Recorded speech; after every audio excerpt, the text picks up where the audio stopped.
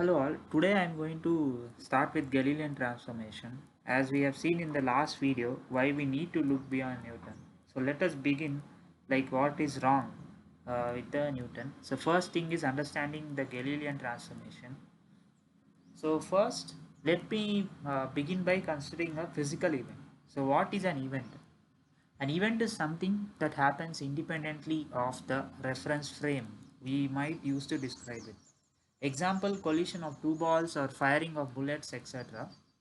Then an event always happens at a point in space and at an instant in time. To describe an event in 3D space, we need three coordinates x, y, z and time t. Assume there is a particular event like a plane crash in a particular area, which is described by x is equal to 20 kilometer, y is equal to 3 kilometer, and z equal to 30 kilometer, and after time t is equal to 10 minutes of flight from departed airport. So this event is described with respect to the frame of reference of airport from which the plane departed, right? Now if there is a person on the land who noticed the crash, how would he describe the same event? So for that, we need to understand how to describe an event first, right? So the first step in that is to establish the frame of reference. So once we fix the frame of reference, here it is an airport, then we can proceed further. So first, we have to define what is an inertial system. Inertial system is defined as frame of reference in which the system is unaccelerated. That is, the acceleration is zero. Like I can write acceleration is equal to dv by dt is equal to zero. So now, as you know, it is dv by dt is equal to zero. So the velocity must be constant for this condition to be satisfied. So that is what. So it implies that net external force acted on the body is zero. Always remember that external force is zero, not force is zero. Like it doesn't mean no force is acted upon, but the combination, the vector sum of the forces acted is zero. So the body moves with constant velocity. An inertial system satisfies the law of inertia, the Newton's first law of motion. So now, uh, Newton assumed that a frame of reference uh, fixed with respect to the stars is an inertial system. So, hence in practice, what we do is we often neglect the small acceleration effects due to rotation and the orbital motion of the Earth and the solar motion.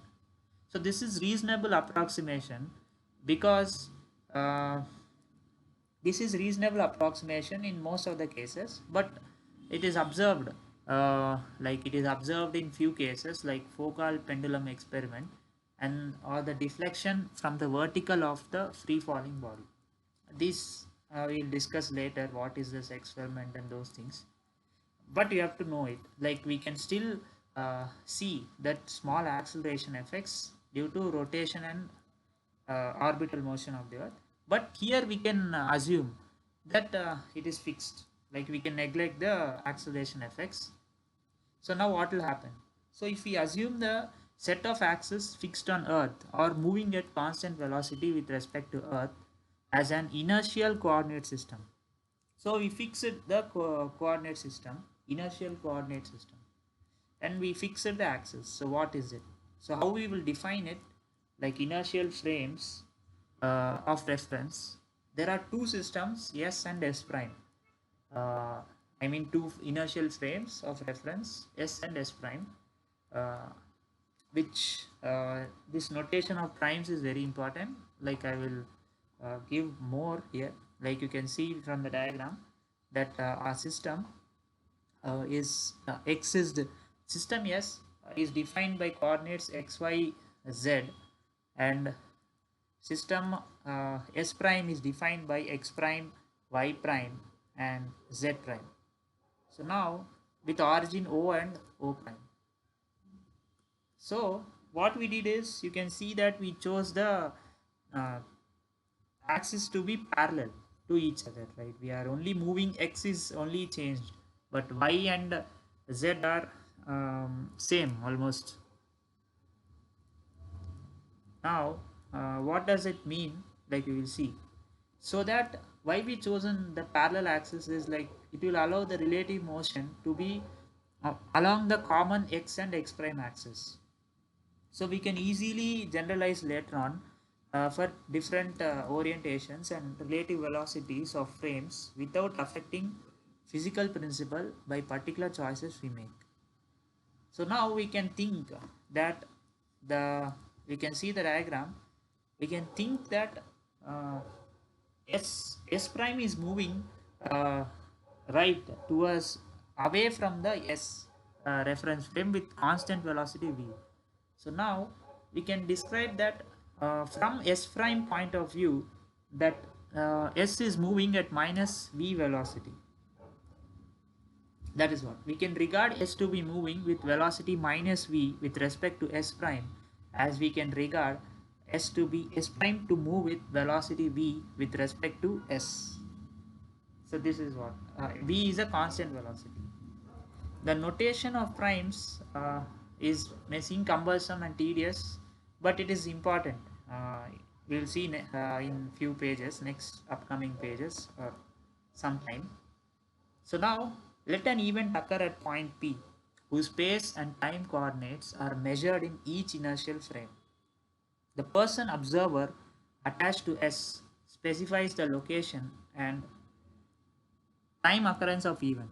Maybe he will use some meter sticks and clocks to measure the location and clocks, ascribing space coordinates xyz and time t to it. Similarly, any observer attached to S prime using his measuring instruments specifies same event by space-time coordinates x prime, y prime, z prime, and t prime. The coordinates xyz and x prime, y prime, and z prime will give the position of P relative to the origin O and O prime respectively as measured by observer S and S prime at time t and t prime respectively. So our aim is to find the relationship between the measurements x and x prime, since we assumed y is equal to y prime and z is equal to z prime. So now what will happen is let us go to this again and see it here. Here is the event P occurring, right? So we have to this graph is this figure is important to understand what is happening. So now we can see that two inertial observers use meter sticks or anything which we have been compared and calibrated against one another. For simplicity, let us say that clocks of each observer read 0 at the instant at the origins O and O prime of the frames S and S prime, which are in relative motion, coincide. So then the Galilean coordinate transformation, which relates the measurement x and x prime, is x prime is equal to x minus vt. So we can see that uh, this is an expression. It is very simple. Then it is assumed that time can be defined independently of any particular frame of reference. So this is an implicit assumption which we discussed in last video of classical physics, which is expressed in a transformation equation by simply there is no transformation for time, like time is equal to t is equal to t prime always. So any time it is same, time is same everywhere. That's what we assume.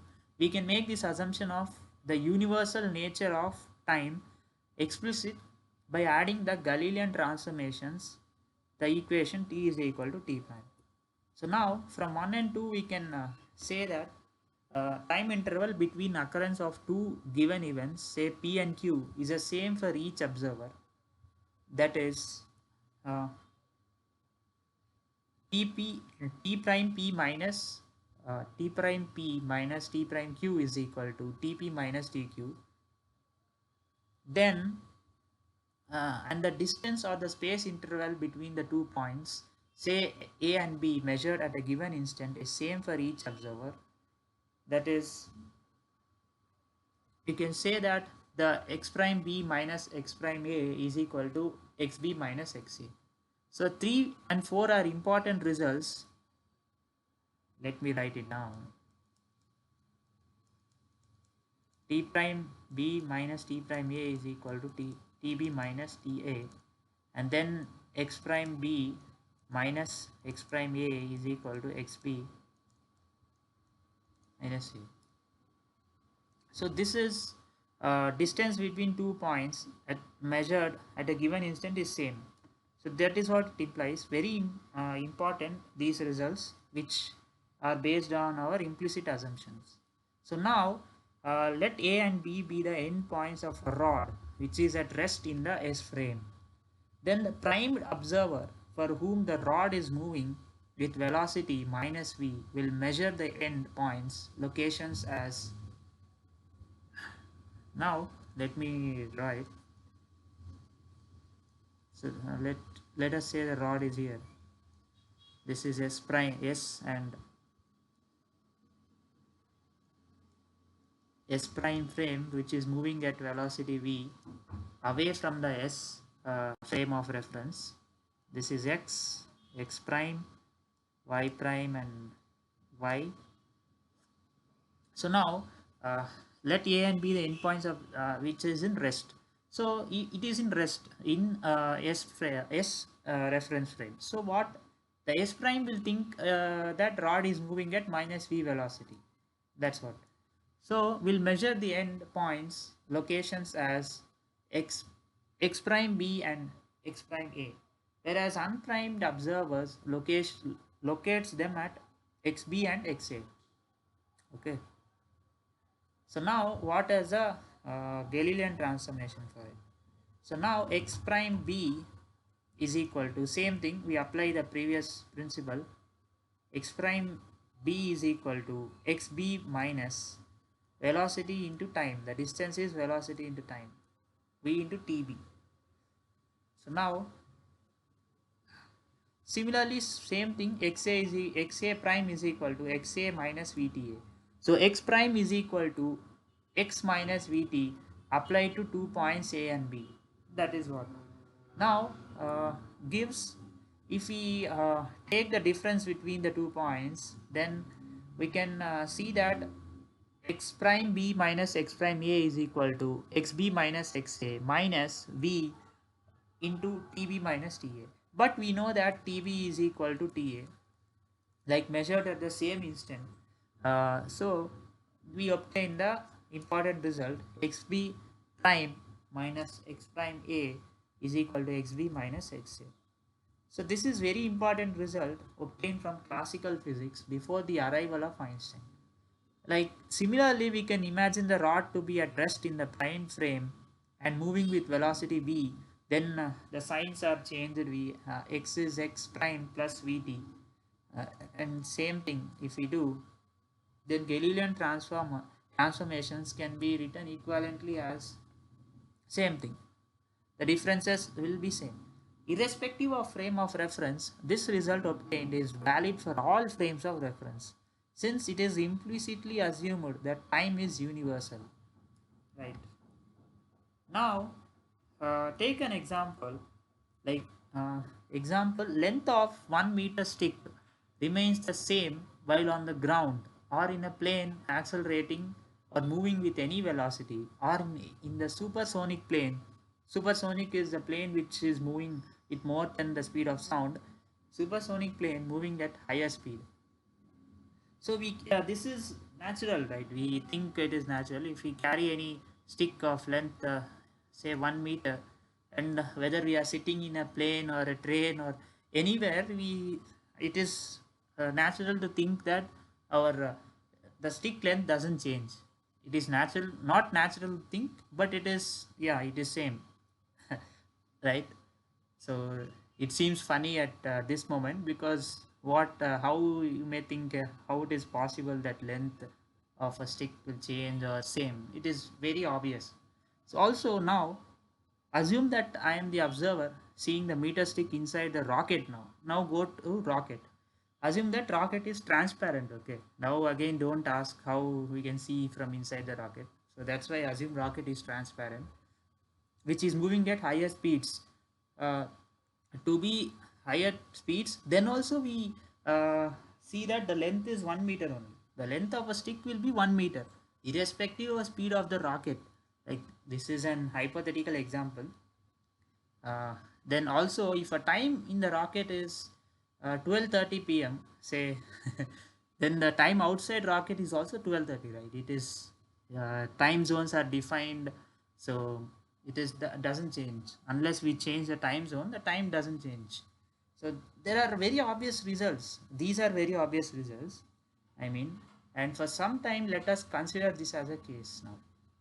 So we assume that length and time doesn't change even for a moving observer, or if that is inside a rocket which is moving with some speed, the length and time doesn't change. But now notice carefully the two measurements, endpoints xa prime and xb prime, or xa xb, are made by each other, each observer, and then we assumed they were made at the same time. So what? The assumption that measurements are made at the, this is very important, is that we assume that measurements are made at the same time, that is simultaneously, right? Ta is equal to tb and ta prime is equal to tb prime. So is a crucial part of our definition of length of a moving rod. Surely we should not measure the locations of endpoints at the different times to get the length of a moving rod. If it is done, then it would be like measuring the location of tail of swimming fish at one instant and of its head at another instant. So we obviously consider swimming fish. So we measure the head and tail at the same instant to get the length of the fish. But what will happen if we measure the uh, head, tail and head after some time, like it not exactly at the same time but at different times? So it obviously gives the wrong measurements, right? Like, the time interval and space intervals measurements made above are absolutes. So this is the conclusion: the time interval and the time interval and space interval measurements made above are absolutes according to Galilean transformation. That is, they are the same for all observers, whether you are sitting in a rocket which is moving at some velocity, or whether you are on the ground, or wherever you are. So they are same for all observers. The relative velocity v of the frames being arbitrary and not entering into results. So this is what is the thing which we get from Galilean transformation. Then we can add this result, the assumption of classical physics that the mass of a body is constant, right? And it is independent of motion with respect to an observer.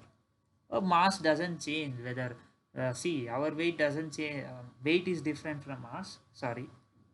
It is a common terminology we use, like mass and weight is different. Weight depends on the gravity of the earth and gravity of the object. So mass is intrinsic property which we assumed. Mass of body is always constant, and also mass is independent of its motion. It is, that's what we think, right? With respect to an observer. So then we can conclude that classical mechanics and the Galilean transformations imply that length, mass, and time are three basic quantities in mechanics. That's why this the units and dimensions we study always begin with MLT. Why? Because these three are basic quantities in mechanics, are independent of relative motion of observer. So, or measurer. So this is what our conclusion for now. So now we will look into the Newtonian relativity in the next video. It is nothing but we apply and derive some more results, and then we go on to show you what Einstein did and proposed in his special theory of relativity. in a simultaneous videos. Keep watching. Thank you.